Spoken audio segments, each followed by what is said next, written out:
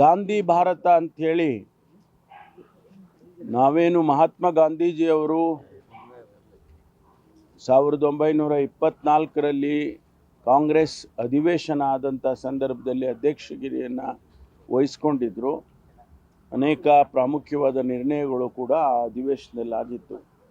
ಅದರ 100 ವರ್ಷದ ನೆನಪಿಗಾಗಿ ನಾವು ಒಂದು ಕಾರ್ಯಕ್ರಮವನ್ನು ಏರ್ಪಾటు ಮಾಡಿ ಗಾಂಧಿ ಭಾರತ ಅಂತೇಳಿ ಅದಕ್ಕೆ ಹೆಸರನ್ನು ಕೊಟ್ಟು ಮತ್ತು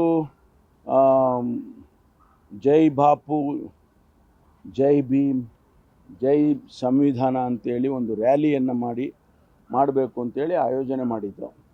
ಆ ಸಂದರ್ಭದಲ್ಲಿ ನಮ್ಮೆಲ್ಲರ ಅಚ್ಚುಮೆಚ್ಚಿನ ಪ್ರಧಾನಮಂತ್ರಿಗಳಾಗಿದ್ದಂಥ ಡಾಕ್ಟರ್ ಮನಮೋಹನ್ ಸಿಂಗ್ ಅವರು ಅವತ್ತು ರಾತ್ರಿ ನಿಧನ ಆದಮೇಲೆ ವರ್ಕಿಂಗ್ ಕಮಿಟಿ ಸಭೆ ಆಗಿತ್ತು. ಅಷ್ಟರಲ್ಲಿ ಮಾರನೇ ದಿವಸ ರ್ಯಾಲಿ ಇತ್ತು. ಆ ರ್ಯಾಲಿಯನ್ನು ಪೋಸ್ಟ್ಪೋನ್ ಮಾಡಿ ಈಗ ಮತ್ತೆ ಅದನ್ನು ಮಾಡಬೇಕು ಅಂತೇಳಿ ಅಖಿಲ ಭಾರತ ಕಾಂಗ್ರೆಸ್ ಪಕ್ಷದವರು ತೀರ್ಮಾನ ಮಾಡಿದರು. ಅದನ್ನು ನಾಳೆ 21ನೇ ತಾರೀಕು ಆಯೋಜನೆ ಮಾಡಿದ್ದಾರೆ. ಬೃಹತ್ ರ್ಯಾಲಿ ಇದು. ರಾಹುಲ್ ಗಾಂಧಿಯವರು, ಪ್ರಿಯಾಂಕಾ ಗಾಂಧಿಯವರು, ನಮ್ಮ ಅಧ್ಯಕ್ಷರಾಗಿರ್ತಕ್ಕಂಥ ಮಲ್ಲಿಕಾರ್ಜುನ್ ಖರ್ಗೆ ಅವರು ಭಾಗವಹಿಸ್ತಾ ಇದ್ದಾರೆ. ಇಡೀ ವರ್ಕಿಂಗ್ ಕಮಿಟಿ ಭಾಗವಹಿಸುತ್ತೆ. ಹಾಗಾಗಿ ನಾವೆಲ್ಲ ಇವತ್ತು ನಾಳೆ ಎಲ್ಲ ನಾವಲ್ಲಿ ತಲುಪ್ತೇವೆ. ಬಹಳ ಪ್ರಾಮುಖ್ಯವಾದ ನಮ್ಮ ಕಾಂಗ್ರೆಸ್ ಪಕ್ಷದ ರಾಜಕೀಯ ಇತಿಹಾಸದಲ್ಲಿ ಇದು ಒಂದು ಮೈಲಿಗಲ್ಲು. ನಮಗೆ 100 ವರ್ಷ ಕಳೆದಿರ್ತಕ್ಕಂಥದ್ದು ಇದು ಒಂದು ಅತಿ ದೊಡ್ಡ ಮೈಲಿಗಲ್ಲು. ಯಾವುದೇ ಪ್ರಪಂಚದ ಯಾವುದೇ ರಾಜಕೀಯ ಪಕ್ಷದಲ್ಲಿ ಇಂಥ ಬೆಳವಣಿಗೆಗಳು ಭಾಳ ವಿರಳ. 100 ವರ್ಷ ಇರ್ತಕ್ಕಂಥ ಪಕ್ಷಗಳು ಭಾಳ ಕಡಿಮೆ. ಯಾವುದೇ ದೇಶದಲ್ಲಿ ಪ್ರಜಾಪ್ರಭುತ್ವದ ವ್ಯವಸ್ಥೆಯಲ್ಲಿ ಭಾಳ ಕಡಿಮೆ, ಒಂದೆರಡು ಇರ್ಬೋದು ಅಷ್ಟೇ.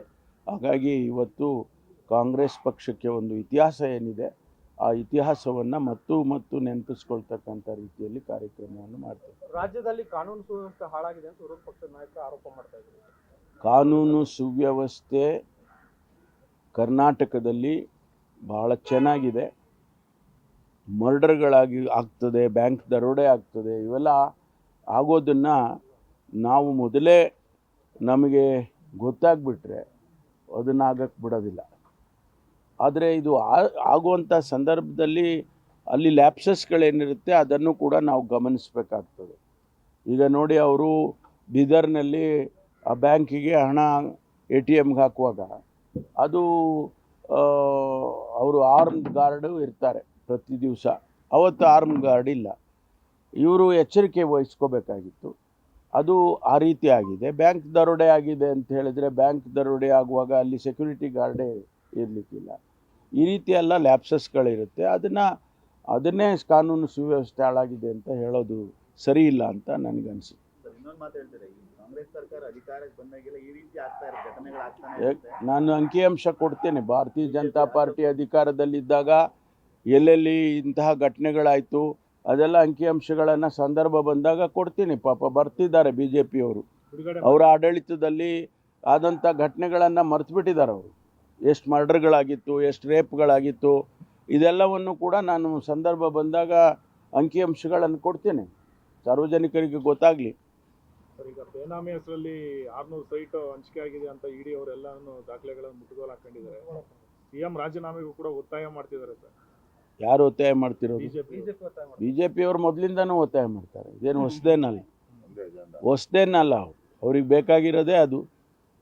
ಕಾನೂನು ಪ್ರಕಾರ ಏನು ಕ್ರಮ ತೊಗೋಬೇಕು ಅನ್ನೋದು ತೊಗೊಳ್ಳಿ. ED ಅವರು ಈಗ ಮಾಡಿದಾರಲ್ಲ, ಯಾರ ಮೇಲೆ ಕಾನೂನು ತೊಗೊಳ್ತಾರೆ? ಇಲ್ಲಿ ಸಿದ್ದರಾಮಯ್ಯನವ್ರದ್ದು ಇದೆಯಾ 300 ಕೋಟಿ ಇದರಲ್ಲಿ 62 ಸೈಟ್ಗಳು ಮಾರಾಟ ಮಾಡಿದ್ದಾರೆ ಅಂತ ಹೇಳಿದಾರಲ್ಲ.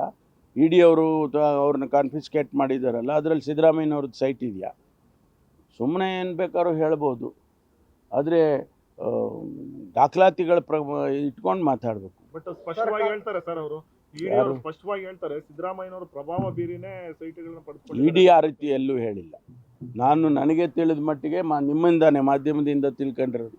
ED ಅವರು ಸಿದ್ದರಾಮಯ್ಯನವ್ರು ನೇರವಾಗಿ ಇನ್ಫ್ಲೂಯೆನ್ಸ್ ಮಾಡಿದ್ದಾರೆ ಅಂತ ಎಲ್ಲೂ ಕೂಡ ED ಅವರು ಹೇಳಿದ. ಯಾವ ಥರ ಇದ್ದರೆ ಹೇಳಿ. ಸರ್, ಕಾಂಗ್ರೆಸ್ಸಲ್ಲಿ ಆಂತರಿಕ ಪ್ರಜಾಪ್ರಭುತ್ವ ಇದೆ ಅಂತ ಪ್ರತಿ ಸರಿ ಹೇಳ್ತೀರಿ ಸರ್, ಆದರೆ ನೀವು ಸತ್ಯವಾದಂಥ ವಿಚಾರವನ್ನ ಹೇಳಿದರೆ ಬಾಯಿ ಮುಚ್ಕೊಂಡಿರಿ ಅಂತ AICC. ನಾನು ರಾಜಕೀಯದ ಪ್ರಶ್ನೆಗಳಿಗೆ ಉತ್ತರ ಕೊಡೋದಿಲ್ಲ. ನಮ್ಮ ಅಧ್ಯಕ್ಷರು ಹೇಳಿದ್ದಾರೆ, ನೀವೆಲ್ಲ ಕೆಲಸ ಮಾಡಿ ಅಂತೇಳಿ ನಾವು ಮಾಡ್ತೀವಿ. ದಲಿತರದ ಒಂದಷ್ಟು ಆಗ್ರಹಗಳಿತ್ತು, ಆ ವಿಚಾರದಲ್ಲಿ ಏನೀಗ ರಾಜಿ ಆಗ್ಬಿಟ್ರ ಸರ್? ದಲಿತರ ಒಂದು ನಾನು ಹೇಳಿದ್ನಲ್ಲ, ನಾನು ರಾಜಕೀಯ ಪ್ರಶ್ನೆಗಳು ನೀವು ಯಾವುದೇ ಹಾಕಿದ್ರೂ ನಾನು ಉತ್ತರ ಕೊಡಲ್ಲ. ಗ್ಯಾರಂಟಿ ನ್ಯೂಸ್, ಸುದ್ದಿ ಖಚಿತ, ನ್ಯಾಯ ನಿಶ್ಚಿತ.